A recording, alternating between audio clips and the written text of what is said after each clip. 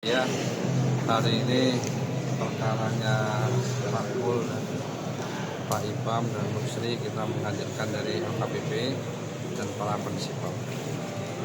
Sebagaimana terungkap di persidangan, teman-teman bisa melihat bahwa inilah fakta yang sebenarnya, bukan fakta narasi yang dibuat-buat. Apa fakta sebenarnya? Pertama, LKPP menyatakan ada kemahalan harga ketika tahun 2020, 2021, 2022 itu. Pertama, metode pengadaannya itu menggunakan online shop katalog 2020. Nah, online shop katalog ini harganya itu tidak terkendali karena yang menentukan harga itu adalah penyedia. Ada kewajiban Kementerian PPK dan KPA maupun PA atas kewenangan dari PA, KPA, PPK, PPK untuk melakukan negosiasi secara substansi harga tersebut biar terkontrol seperti itu. Seperti teman-teman lihat tadi, harganya 1 juta, sekian juta, sekali. Lalu diubahlah metode itu oleh Kepala LKPP 2021 menjadi e-katalog PEP, pengadaan elektronik perkantoran. Dibuatlah ketua pokjanya yang namanya Pak Dwi diganti Pak Eko. Nah, di 2021 ini ternyata harganya juga tidak melibatkan LKPP. Ini perlu dipahami. Siapa yang melibatkan harga ini adalah dari pihak penyedia dan prinsipal. Ketika JPU tanya, kalau terjadi dalam metode CRP yang diserahkan kepada prinsipal ini, penyedia ini menentukan harga, lalu terjadi kesepakatan atau persekongkolan dan PPK tidak bekerja mengawasi atau mengkontrol harga, kemungkinan tidak terjadi kemahalan. Apa bisa? Sangat terjadi kemahalan karena tugas PPK itu harus mengkontrol, harus melihat negosiasi harga itu tidak hanya pada e-katalog seperti itu. Nah, makanya indikasinya di tahun 2022 terjadi namanya konsolidasi pengadaan. Ini yang perlu dipahami. Kenapa konsolidasi pengadaan? Karena dari pihak LKPP ini mengatakan harga 2020-2021 itu cenderung kurang baik atau cenderung tinggi. Saya kejar, apa maksud kurang baik itu? Kalau harganya kan cuma 2, murah mahal. Dibilanglah orang-orang LKPP, mahal harga itu. Kenapa mahal?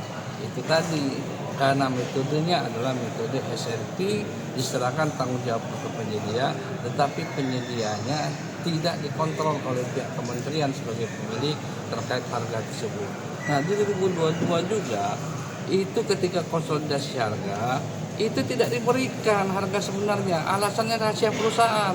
Ketika dokumen itu saya bacakan, perjanjian kerjasama salah satu prinsipal Zirakindo dengan para distributornya, disebutkan pasal-pasal mengenai kerahasiaan itu tidak termasuk atau kecuali untuk diungkapkan kepada otoritas pemerintah atau publik seperti LKPP sesuai dengan ketentuan peraturan perundang-undangan. Nah, inilah mencerainya, inilah dari kita lihat adanya monopoli, adanya kesamaan dari spek, dari pembentukan harga. Yang lebih parahnya lagi, harga pemerintah itu tidak disampaikan oleh pihak kementerian. Tadi teman-teman dengar, saya tanya semua prinsipal, tanya LKPP, ini harga pemerintah disampaikan nggak berapa yang dibutuhkan? Tidak ada nego di situ. Berapa harga disampaikan dari harga pemerintah, sehingga harga itu naik membuka ke atas. Kalau dari LKPP kan harga SRP itu sebenarnya sudah dipastikan di bawah pasar. Itu pun dari JPU tetap dianggap penghalang, walaupun di bawah pasar harga dari LKPP. Di katalog maksud saya. LKPP tidak menyatakan harga di e-katalog di bawah harga pasar. Catat. Kemarin disebut sih Pak. Tidak menyatakan itu. LKPP menyatakan bahwa harga e-katalog itu merupakan harga berdasarkan dari apa? Dari survei di marketplace. Dari survei di e-katalog.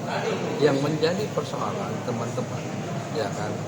Di persyaratan itu ada kewajiban untuk meminta pembentukan harga yang sebenarnya. Yang tadi saya sampaikan, ternyata prinsipal tidak mau memberikan pembentukan harga. Contoh, kalau barang impor harus lihat PIB-nya. Yang kedua, kalau misalnya ada perjanjian distributor harus diberikan. Apa alasan mereka? Alasan mereka ada kerahasiaan perusahaan. Kita bacakan dokumen pasal perjanjian kerjasama antara pesitor dan distributor. Tidak ada pengecualian terkait rahasia itu. Nah jadi ini saya bilang ini ada keterkaitan seperti itu. Dan saya tekankan tidak benar LKPP menyatakan tidak ada kemahalan harga. Kalau tidak ada kemahalan harga, mengapa ada konsultasi pengadaan, ada konsultasi harga seperti itu. Bahkan tadi teman-teman dengar LKPP mengatakan konsep itulah dirubah menjadi PP karena harganya tidak terkontrol, karena harganya tinggi. Itu kata kepala LKPP. Ketika PIP terjadi lagi harganya tidak terkontrol apa? SRP diserahkan apa? Catat LKPP tidak ikut serta dalam potensi rapat pembentukan harga.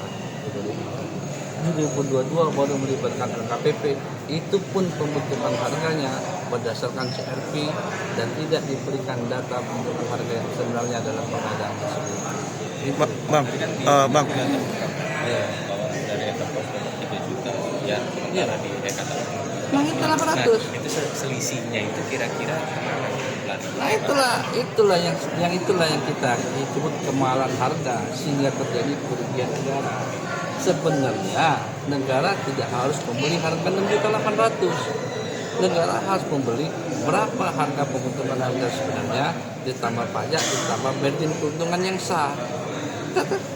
Tadi lihat harga rupanya HKP-nya 3 juta sekian, tato dijual dari katalog 6.800.000 seperti itu. Akhirnya kemahalan tuh 2 kali lipat harga tuh. Bang, soal kemahalan harga tadi kalau nggak salah itu jadi tanggung jawab prinsipal itu gimana tuh Bang? Tanggung jawab prinsipal dan tanggung jawab dari pemilik pengadaan namanya kementerian. Itu yang sampaikan LKPP. Ya. Betul ya. Download Tribun X sekarang.